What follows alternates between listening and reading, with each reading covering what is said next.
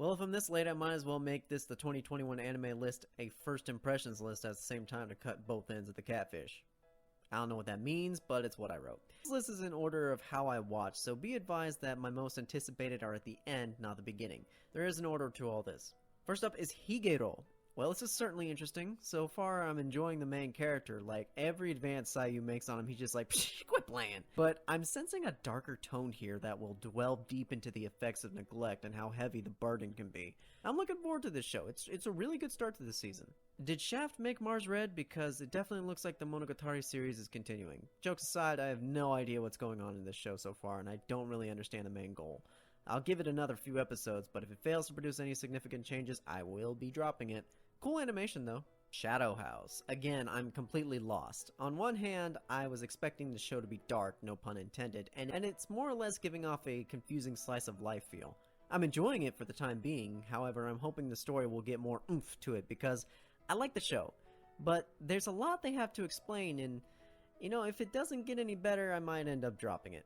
I'm interested to see where it goes though. Super Cub. The Super Cub is the wheels of Asia. Over 60 million of them sold, so if you combine the Beetle, the Model T, all the versions of the Toyota Corolla, and the Mini, you still haven't got as many if you have these. Those are the words of James May, who drove a Super Cub in one of my favorite Top Gear specials in Vietnam. And now they've made an anime of the same motorcycle. I wasn't really expecting anything from the show. I thought it was going to be cute, slice of life-y, kind of like Jiaoshikaose, but oh my god, is it delivering. It's got this eerily relaxing feel to it, and amazing piano music, wonderful animation, and a character that you honestly feel sorry for, and you just want her to find some joy in life. It's a very interesting story. I did not expect that. I don't ride motorcycles, but doggone it if this doesn't test me. It's like a slightly darker Yudu camp. I love it. Saint's magic is omnipotent. Honestly, I already don't think much of this show. It feels slow. I could probably throw out a handful of guesses as to how the show will go, and I'll probably hit the nail on the head. I like the main character, and I'm at least a bit interested, but if it doesn't really get any more interesting, I'm gonna probably drop it. Otherwise, it's alright. We'll see where it goes. Poikimo. I'll be super honest, for the first few minutes of this show, I was about ready to drop it. Then it did a complete 180 and had me laughing like a drain for hours. I was not expecting the show to be as entertaining or as funny in any way, and it completely caught me off guard. I'm absolutely finishing the show, though I do hope the voiceovers get better, because the voice actor for Ryo sounds like he recorded his lines in a box in someone's basement, and that basement had echo amplifiers all over the walls. Despite that, it's hilarious, and I'll keep watching it. Let's Make a Mug 2. God, I have never spun a bowl or pot or whatever it is that they do, but now I need to. This show has some very good moments and quite an entertaining cast of characters. This is a short series, but still nice to watch between shows. I don't see much story progression happening, but it has my attention. Full Dive. I went in not knowing what to expect and got an interesting version of Sword Art Online. Keyword there is interesting. The show's fantastic so far, has me laughing from the start, and the characters are going to be a bit interesting to watch. Looking forward to it. Got milk. Osana Najimi. This is the only one that hasn't premiered yet. I have heard good things about it, and I'm excited to add another rom-com to the list. And get this? The main character is voiced by the same guy who voices Futaro from the Quintessential Quintuplets, and it's called The Childhood Friend Who Will Not Lose. Ironic, isn't it? Either way, I'm excited for the show. Looks pretty funny. Vivi. A show I added to the list at the last minute, and holy crap on a bag, this show came right out of the gate blazing.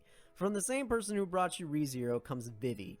I'm loving it so far, and love its sci-fi, futuristic, whatever it is. Mark me down for interested in being forced to speed up my Japanese lessons, because oh my god does this bear speak at full auto consistently. He's hilarious though, he keeps the spirits up in a rather serious anime. Loving Vivi so far. I'm a Spider, so what? This is the only continuing show that I have this season, and yeah, I kept watching the Spider show, because it was actually really good. I was not expecting Aoyuki to give such great life to a spider, but I don't know why I doubted her for a second. She's literally one of the best voice actresses ever, so I don't know where my doubt came from. The show is an absolute banger. I was wondering where her story was going, but it seems to point to her becoming the Demon Lord at some point, which I am so behind. Y'all know me, the Demon Lords always get my praise over the hero who fights with nothing but friendship. Love this show. Can't wait to see where it goes. Zombieland Saga Revenge. Returning to Saga has never felt better. I was a fan of the first Zombieland Saga, and when I saw that Season 2 was happening, I was fully on board. I don't do idle anime. It's not my thing. The only ones I've ever liked were Zombieland and Dropout Idol Fruit Tart, which, by the way, if you haven't seen Dropout Idol Fruit Tart, go look at that. It is hilarious! Anyway, it's good to see Fat on Choo Choo back in action, and I can't wait to see where their next idol journey takes them. Long video. Combatants will be dispatched. Do you love Konosuba as much as I do? Well, good news! The creator of Konosuba has made this new series, and I'm not even kidding. And honestly, I couldn't be happier. With the talented voice acting in this show, its wacky animation, and loose but still completely intact storyline, this show has me rolling laughing and locked in as I will finish this show. While I'll admit it isn't as strong as Konosuba, it certainly has its mark everywhere. Also, that explosion reference, oh my god, with the original soundtrack, I haven't laughed that hard in so long. Thank you for that. Nagatoro-san. Well, if it isn't the most controversial anime this season. I remember when the manga was first gaining popularity and then grew into a meme and now it's an anime. The rise of Nagatoro-san is unfathomably hilarious to watch. The anime has such a thicker vibe than the manga. I don't know if it's because now Nagatoro has a voice that can send shivers down my spine, or if it's the fact that it's animated so well. Either way, this show is going to be quite the ride. Buckle your pants, people, because this is gonna be fun. So, out of everything on my list, the one I am most looking forward to hasn't been talked about that much, and in fact, I believe is being overshadowed. It is none other than How Not to Summon a Demon Lord 2. The first season was one of the few shows I watched in a day. It is by far one of the funniest, well-written, and pointlessly fan-service show I have ever seen, and I love it.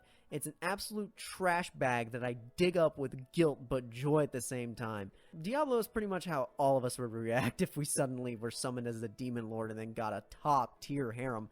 And I do mean top-tier harem. I'll admit, I forgot some of the last season because it has been so long, but I think I'll manage. I love this story and how funny it can be, and then serious, then actiony. It's just the best. Also, Rem is best girl. Even though we all know that Shira is super waifu material. God, I really already want this show to have a season 3. Some bonuses that we got this season is the Kaguya-sama OVA and the Tomozaki-kun OVA. I was expecting the Kaguya OVA, but Tomozaki-kun getting an OVA?